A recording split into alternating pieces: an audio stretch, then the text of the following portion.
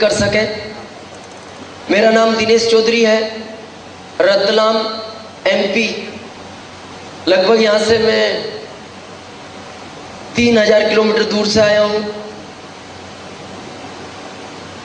एक बहुत छोटे से परिवार में मैंने जन्म लिया। वैसे मैं डिस्ट्रिक्ट मुरादाबाद यूपी का हूँ, लेकिन जो चैलेंज मेरी जिंदगी में आए ताकि उन चीज़ों से आप रिलेट कर सके, इसलिए मैं उनको बता रहा हूँ। अभी आपने एक बिजनेस का नाम सुना होगा जो हमारे भारत में बिजनेस चलता है, जिसको हम बोलते हैं ट्रेडिशनल बिजनेस। क्या होता है उसके अंदर? एक आप और हम होते हैं कस्टमर, जो भारत के 80% लोग हैं। कहां से प्रोडक्ट खरीदते हो? रिटेलर से, दुकानदार से। Yes, retailer. क्या ये उसको बनाते हैं? नो। ये खरीदते हैं किसी होलसेलर से। ये होलसेलर किसी स्टॉकिस्ट, ये स्टॉकिस्ट एक सीएफ एजेंट के थ्रू माल खरीद लेते हैं कंपनी से। ये हमारे भारत का एक परंपरागत व्यापार है, लेकिन इनके ऊपर कंपनी एक बहुत बड़ा खर्च करती है, पब्लिसिटी, विज्ञापन। क्यों? क्योंकि आप और हमको ये पता लग जाए मार्केट में कोई नया प्रोडक्ट आया है। ये 20% लोग हैं जो मिडल मैन होते हैं। आज तक जो मैंने शुरू में आपको बताया था 80 और 20, ये रेशो यही है। इसी वजह से चलता है। ये गरीब गरीब हो रहा है, अमीर अमीर हो रहा है। क्यों? क्योंकि हमारी खून पसीने की कमाई का पैसा इन चंद लोगों की जेबों में चला जाता है। जो भी हम खरीदते हैं कुछ ना कुछ परसेंटेज इनकी जेब में जाता है। सबसे ज्यादा ले जाता है विज्ञापन करने वाला, सबसे ज्यादा। लेकिन मेरे को बताओ, क्या विज्ञापन सच है? नो। लेकिन आज भी भारत में 80% लोग विज्ञापन देखकर माल खरीदते हैं, लेकिन आज तक कोई भी विज्ञापन सच नहीं है। छोटी सी बात मैं विज्ञापन के बारे में आपको बताऊं। कुछ समय पहले 3 करोड़ में शाहरुख खान कमांडर सिगरेट का विज्ञापन करता था, आपने देखा होगा। तीसरी मंजिल पे चढ़ता है, एक सिगरेट पी के और कूद जाता है, और नीचे आने के बाद गिरता नहीं, वो खड़ा रहता है और बोलता है अपने अंदर जो जोश है वो इस सिगरेट के पीने से है। क्या हो सकता है ऐसा? नहीं तो आप किसी एक व्यक्ति को ले जाओ और एक नहीं 5 पिला के कूदा दो, जोश आएगा? मेरे को लगता है वो जिंदगी में नहीं गिरेगा कभी। 4 करोड़ में आपने कुछ समय पहले मिरिंडा का विज्ञापन देखा होगा। एक आदमी इधर से आ रहा है, एक बैल इधर से आ रहा है, दोनों आपस में टकरा गए। जब दोनों आपस में टकराए तो जब आदमी बैल से टकराएगा तो आदमी 5 फीट दूर गिरा, वापस खड़ा हुआ, एक दुकान पे गया, मिरिंडा ली और पी ली, वापस आया, फिर बैल से टकराया तो फिर बैल 5 फीट दूर गिरा। क्यों?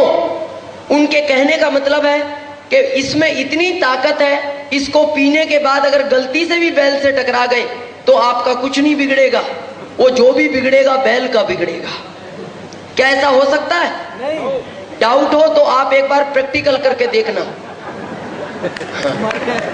डाउट हो तो, मैं नहीं कह रहा, अगर आपको डाउट हो ऐसा, ये कह रहे हैं कि ऐसा हो सकता है, नहीं हो सकता। आज 12 करोड़ में ऐश्वर्या टीवी पे आके बोलती है मेरी सुंदरता का राज है लक्स इंटरनेशनल, और हम इसलिए ना रहे शायद नंबर लग जाए। कितने लोगों को विश्वास है लक्स के नहाने से आदमी गोरा हो सकता है किसी को? मैच देखते हो? मैच अगर लक्स के नहाने से कोई गोरा होता है, ये साबुन आज सबसे ज्यादा वेस्ट इंडीज और साउथ अफ्रीका में बिकता, जहां पूरे के पूरे देश ब्लैक एंड व्हाइट है, वहां कलर्ड नाम का कुछ नहीं मिलता और वहां कोई खरीदने को तैयार नहीं। और दोस्त, यही कारण रहा आज जो भी प्रोडक्ट हम 100 में खरीदते हैं, कंपनी में 50 रुपए की लागत में बनता है, 9 रुपए कंपनी का प्रॉफिट होता है, 59 में चीज बनती है और कितने में मिलती है? 100 में। और बीच का 41 कहां चला जाता है? इनके पास। क्या ये क्वालिटी में कोई सुधार करते हैं? बिगाड़ने का पूरा अधिकार है, और ये झूठ बोलने का करोड़ों रुपए ले जा रहे हैं। और दोस्त, ये बात आज तक हमारे समझ में नहीं आई, लेकिन ये बात आज के 55 साल पहले अमेरिका के अर्थशास्त्री समझे। उन्होंने कहा इन बीच वाले लोगों को बीच में से हटा दो, क्योंकि ये क्वालिटी में कोई सुधार नहीं करते, इनको बिगाड़ने का पूरा अधिकार है, कोई सुधार नहीं करते। तो वहां की गवर्नमेंट ने कहा फिर इस जनता को माल कौन देगा? कंपनी ने कहा आप इसकी चिंता मत करो, मैं इसको डायरेक्ट माल दे सकती हूँ, माल ओरिजिनल मिलेगा क्योंकि डायरेक्ट मिलेगा। बोले इसका क्या करें, ये बच गया तो वहां के अर्थशास्त्रियों ने कहा ये पैसा इसी को वापस कर दो, ये इसी के खून पसीने की कमाई का पैसा है, और इसी बिजनेस का नाम रखा गया DSM, डायरेक्ट सेलिंग मेथड। मेरे को एक चीज बताओ, कंपनी डायरेक्ट माल दे और बीच का 41 वापस आए और माल ओरिजिनल मिले तो कुछ टेंशन है क्या? नो? बताओ, इतनी सी बात बताने के लिए मेरे को रतलाम से बुलाया गया? ये भी तो बता सकते थे जिन्होंने आज आपको इनवाइट किया। लेकिन पता है मेरे को क्यों बुलाया गया है? प्राकृतिक का नियम है, आदमी का नेचर है, अपने वाला अपने वाले से कभी नहीं समझता और ना समझेगा, कभी नहीं समझता ना समझेगा। आप अपने सगे भाई को कितना भी समझाओ वो आपसे नहीं समझेगा, पड़ोसी से मिला दो 3 मिनट में समझा देगा। नियम है ये, अपने वाला अपने वाले से कभी नहीं समझता। यहाँ टीचर है, कोई टीचर हाथ खड़ा करेंगे? टीचर, जो भी टीचर हो प्लीज एक बार हाथ खड़ा करें। Thank you. आप इनसे पूछ लेना, इनका बच्चा इनसे नहीं पढ़ता। हाँ, नहीं पढ़ता।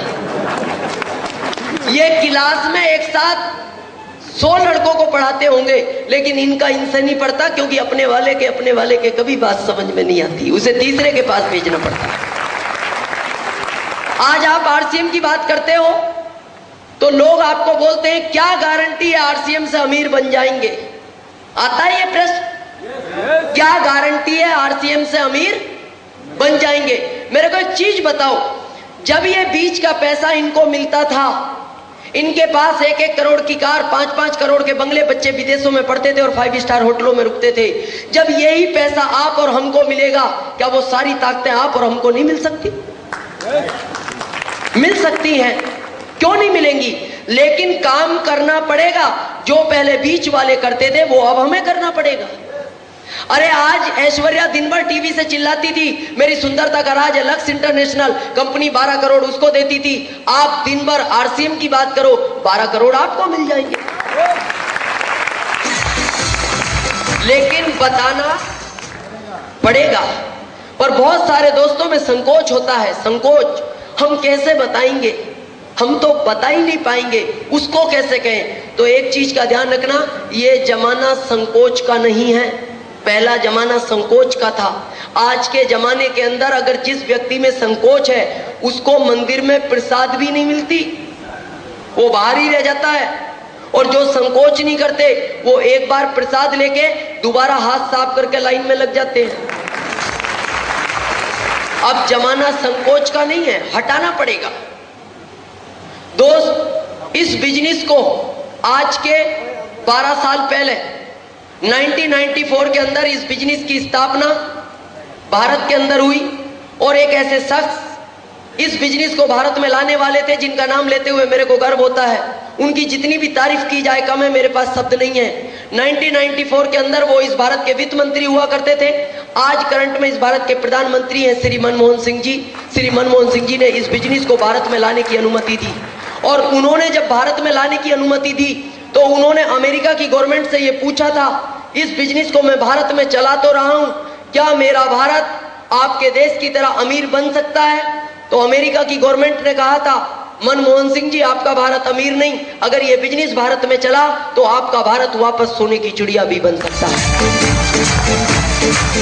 आज जब इस बिजनेस की आप बात करते हो, व्यक्ति पता है क्या बोलता है? मैं डॉक्टर हूं, मैं चाय पत्ती की बात करूंगा, मैं इतना बड़ा इंजीनियर हूं, मैं पेस्ट के बारे में बात करूंगा, मैं इतना बड़ा वकील हूं, क्या मैं बात सोप की बात करूंगा? मेरे को एक चीज बताओ, टाटा से बड़े तो नहीं हो? टाटा से बड़े तो नहीं हो? बाटा से, अंबानी से? नो। तो मेरे को एक चीज बताओ, टाटा जैसा आदमी नमक बेच सकता है, बाटा जैसा आदमी चप्पल बेच सकता है, अंबानी जैसा आदमी आम बेच सकता है, तो आप इसका कंप्यूटर क्यों नहीं बेच सकते?